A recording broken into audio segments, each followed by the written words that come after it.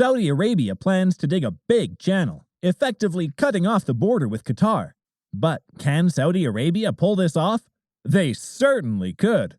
A political rift between Qatar and Saudi Arabia could soon become geographical. In April 2018, two Saudi state-linked newspapers published stories about plans to build a canal between the two countries, making Qatar an island. This whole plan is called Project Salwa Canal and would be 60 kilometers long, 200 meters wide, and 15 to 20 meters deep.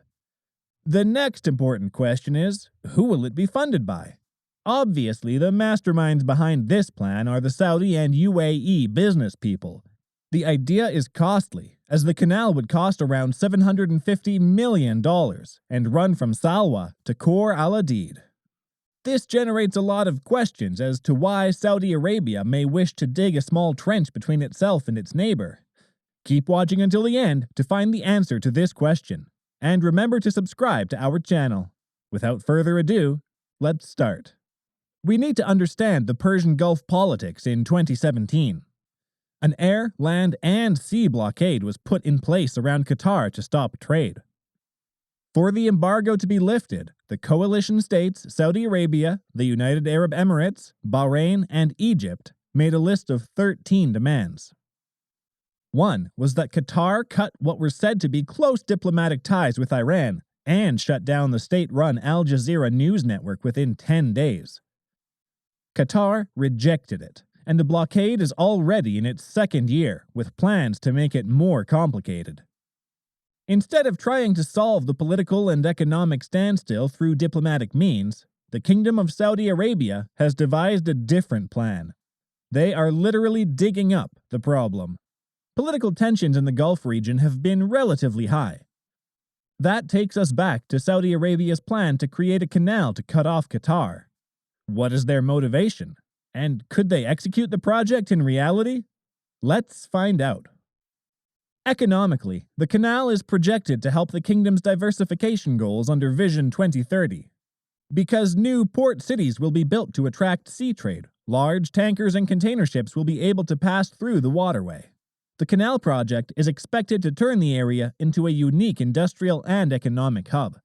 Building luxurious yacht docks, five-star resorts, private beach villas, water sports, and other attractions in the marina bays will directly attract and improve tourism.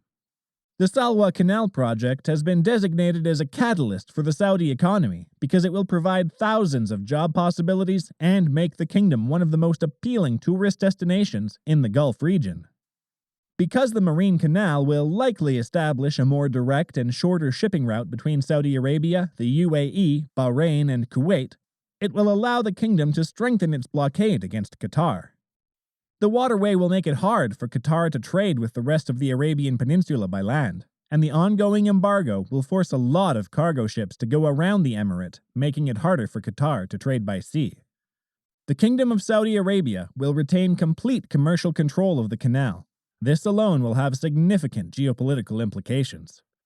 According to media reports, the kingdom has also proposed building a nuclear reactor and waste facility on the channel and establishing an active military base. On the other hand, analysts have labeled such canal proposals as a propaganda project beginning to backfire on Riyadh. The International Monetary Fund thinks the Qatari economy will grow by 2.6% instead of staying the same.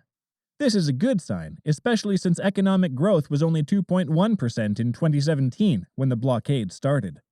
Qatar is also attempting to build new trade lines, improve its human rights record, and increase the production of liquefied natural gas and necessary items such as dairy products. Despite the prolonged blockade, Qatar appears to be reviving its financial situation and surviving the diplomatic crisis. It would show that Saudi Arabia carried out a scheme that many regard as more than just a tourist hotspot, but as a gigantic bird flip to Qatar. It would imply that Saudi Arabia has no intention of reopening the land border and has finished building bridges with its neighbor. It may also make many Qataris worry about how capable their government is at dealing with foreign policy concerns, given that they now have to cope with trade blockades, known as tirades, and possible future canal construction. That was all, fellas. Thank you for watching this video about the Salwa Canal. If you liked it, please subscribe to the channel and give a thumbs up. Thank you for your time.